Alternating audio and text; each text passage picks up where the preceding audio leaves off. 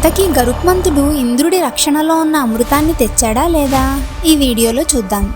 గరుత్మంతుడు చక్కగా తనకి కావలసిన ఆహారం తిని తగినంత శక్తి తెచ్చుకుని ఒక్కసారి రెక్కలు విదిలించి ఆకాశంలోకి ఎగిరాడు. ఆ గాలికి చెట్ల నుంచి పూలు రాలి ఆయనపై పూల వర్షం కురిసింది. ఇంతలో చూస్తుండగానే స్వర్గలోకంలో దేవేంద్రుడి సభలో నిప్పుల వర్షం కురిసింది. ఇంద్రుడి వజ్రాయుధం కాంతి లేకుండా అయిపోయింది. దిక్పాలకుల మనస్సులు భయంతో కుంగిపోయాయి. అంటే ఏదో ఆపద రాబోతుందనే సంకేతాలు వారికి కనిపించాయి. అప్పుడు ఇంద్రుడు దేవతల గురువైన బృహస్పతిని ఇలా అడిగాడు. గురుదేవా, ఏంటి అపశకునాలు? వీటికి కారణం ఏంటి అని అడిగాడు. అప్పుడు బృహస్పతి విషయం అంతా తెలుసుకుని గరుత్మంతుడి పుట్టుపూర్వోత్తరాలు, అతడు బోయవాళ్లను తినడం, వాలకిల్యమునులను కాపాడడం, ఏనుగును తాబేలును తిని అమృతం కోసం స్వర్గలోకానికి బయలుదేరడం గురించి మొత్తం జరిగిందంతా చెప్పాడు. ఆ తరువాత ఇంద్రుడితో ఇలా అన్నాడు. గరుడు ఎలాంటి రూపాన్నైనా ధరించగలడు, ఇక్కడికి ఎలాగైనా రాగలడు, నువ్వు అతడిని ఓడించలేవు అని ఇంద్రుడిని హెచ్చరించాడు. ఆ గరుడుడి గొప్పతనం నీకు కూడా తెలుసు. ఎలాగంటే పూర్వం కశ్యపుడు పుత్రుల కోసం పుత్రకామేష్టి అనే యజ్ఞం చేశాడు. ఆ యజ్ఞానికి దేవతలు, వాలకిల్య మునులు సహాయం చేశారు. అప్పుడు నీకున్న బలానికి సరిపడేంత పెద్ద కట్టెల మోపు సునాయాసంగా తెస్తున్నావు. అక్కడే వాలకిల్యమునులు ఉన్నారు. వారు బొటన వేలంతో ఉంటారు. రోజు ఉపవాసం చేయడం వల్ల చిక్కిపోయిన శరీరం కలిగి ఉంటారు.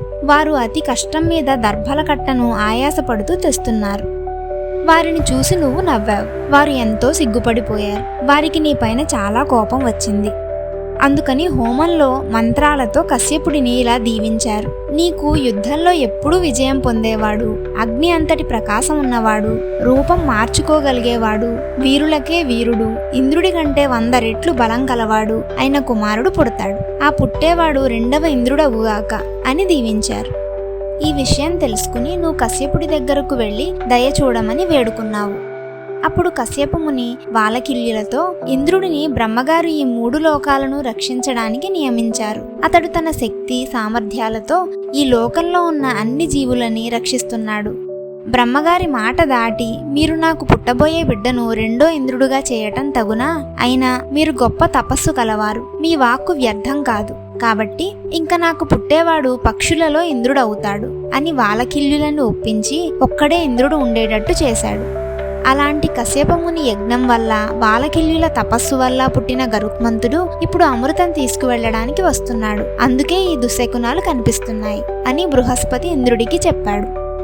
ఇలాంటప్పుడు ఎవరైనా ఏం చేస్తారు? అమ్మో, అంత బలవంతుడు వస్తే మనం అతనితో ఎక్కడ గెలుస్తామని ముందే ప్రయత్నం చేయడం మానేస్తారు. కానీ ఇంద్రుడు అలా చేయలేదు.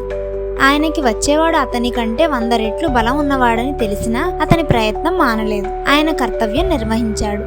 ఆయన అమృతాన్ని రక్షించే వాళ్ళని పిలిచి ఎంత కష్టమైనా అమృతాన్ని జాగ్రత్తగా కాపాడండి, ఏమరపాటుగా ఉండకండి అని చెప్పాడు. వారు అలాగే చేస్తామని చెప్పారు. ఆ అమృతాన్ని రక్షించే వాళ్ళు సామాన్యులు కాదు. వారు కవచాలతో, ఆయుధాలతో, గొప్ప బలం, సమర్థత అంటే కేపబిలిటీ ఉన్న వీరులు. వాళ్ళు రాత్రి పగలు జాగ్రత్తగా అమృతాన్ని కాపాడుతున్నారు. అంతే, ఒక్కసారిగా ఎక్కడి నుంచి వచ్చాడో తెలియదు.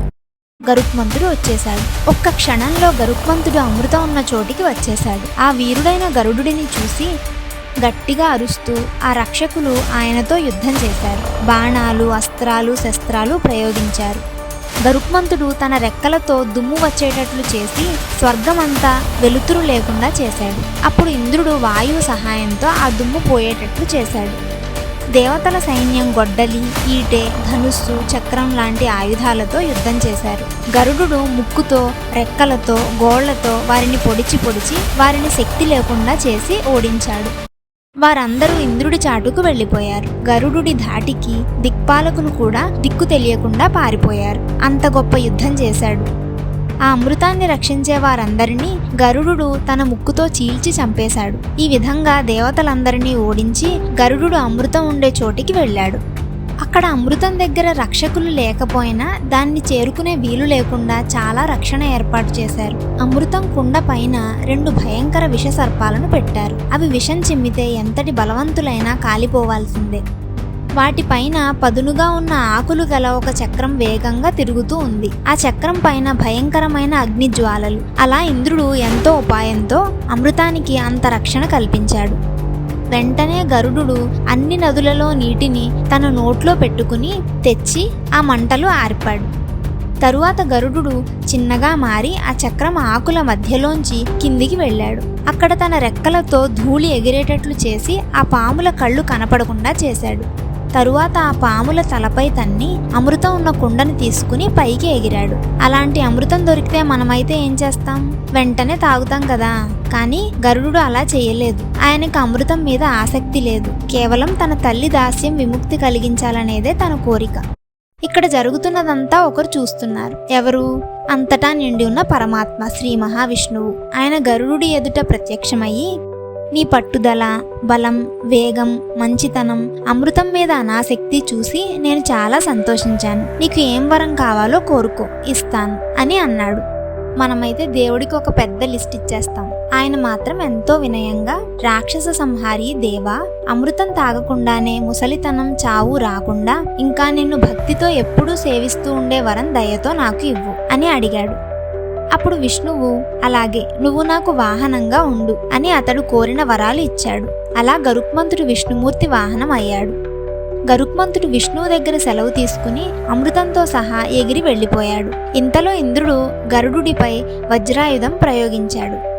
ఆ వజ్రాయుధం నిప్పులు చిమ్ముతూ గరుడు దగ్గరకు వచ్చింది. గరుడు ఆ వజ్రాయుధాన్ని చూసి నవ్వి, నువ్వు నాకు హాని చెయ్యలేవు. అయినా నిన్ను దదీచిముని వెన్నెముకతో చేశారు కాబట్టి నిన్ను అవమానించడం తగదు. ఎలాగో వచ్చావు కాబట్టి నా ఈకను తెంచి వెళ్ళు. నీ శక్తి నా పైన అంతే అన్నాడు. దేవేంద్రుడు గరుడుడి గొప్పతనాన్ని చూసి ఆశ్చర్యపోయి ఇలా అన్నాడు, ఓ సాటిలేని పరాక్రమం కలవాడా, నాకు నీతో స్నేహం చెయ్యాలని ఉంది. ఇంత పరాక్రమం లోకంలో ఎవరికైనా ఉందా? పైగా నీకు విష్ణువు ఇచ్చిన వరం వల్ల ముసలితనం, మరణం లేదు.